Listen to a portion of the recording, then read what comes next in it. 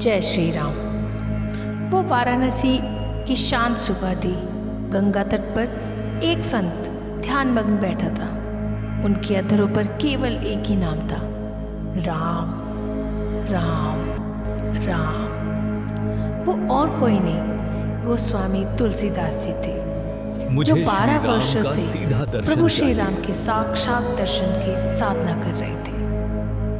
हर दिन वही तप, वही मार्ग, वही आराधना। कभी किसी वृक्ष के नीचे, कभी किसी मंदिर के द्वार पर। तुलसीदास जी का हृदय एक ही पुकार करता, मुझे श्री राम का हे सीधा रघुनंदन, दर्शन चाहिए। कृपा करो, एक बार अपने भक्त को दर्शन दो। लेकिन प्रभु मौन थे। एक दिन जब वो एक सूखे वृक्ष के नीचे बैठे ध्यान कर रहे थे, उन्होंने देखा वो वृक्ष अचानक हरा हो गया।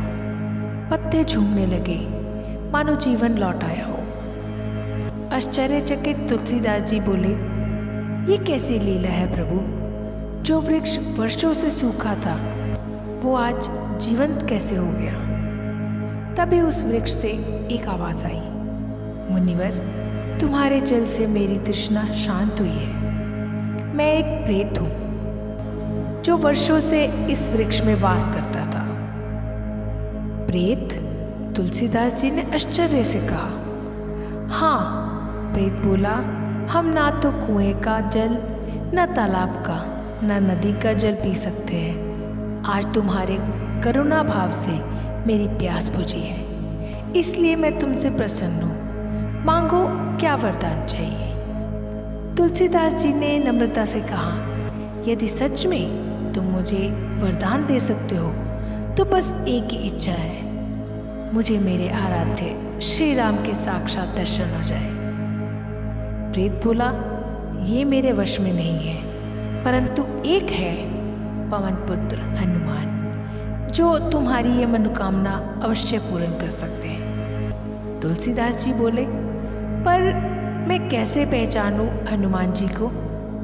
प्रेत मुस्कुराया और कहा, जब तुम राम कथा सुनाते हो, एक कुष्ठ रोगी हर बार सबसे पहले आता है और सबसे बाद में जाता है।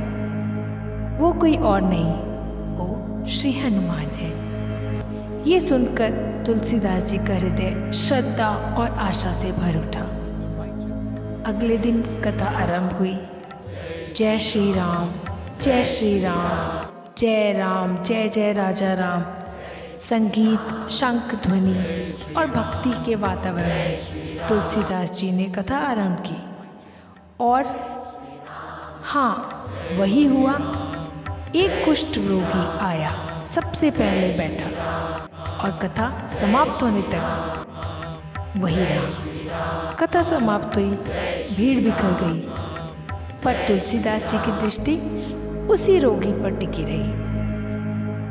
जैसे ही वो जाने लगा, तुलसीदास जी दौड़ पड़े। रुकिए रुकिए प्रभु, मैं जानता हूँ आप कौन हैं। वो रोगी पलटा। क्षण भर के लिए वातावरण शांत हो गया, हवा थम गई और तुलसीदास जी भाव विभोर होकर बोले, आपको श्री राम जी की सौगंध, आप कोई साधारण व्यक्ति नहीं, आप स्वयं पवन पुत्र हनुमान हैं। तब वो रोगी मुस्कुराया और उसका शरीर तेजोमय हो उठा। पूरा स्थान प्रकाश से भर गया। हनुमान जी बोले, भक्त तुलसीदास, तुम्हारी भक्ति और धैर्य से मैं प्रसन्न हूँ। मांगो, क्या चाहिए? तुलसीदास जी ने विनम्र स्वर में कहा, प्रभु, बस एक ही वरदान चाहिए, मुझे मेरे आराध्य श्री राम के साक्षात दर्शन हो। हनुमान जी ने कहा, चित्रकूट जाओ तुलसीदास, वहीं तुम्हारा सपना साकार होगा। तुलसीदास जी नतमस्तक हुए, उनकी आंखों से आंसू बह निकले।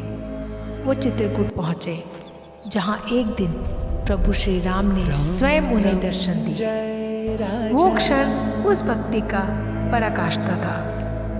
प्रभु मुस्कुराए और बोले, तुलसी, जो सच्चे मन से हमें पुकारता है, हम उसे कभी खाली नहीं लौटाते।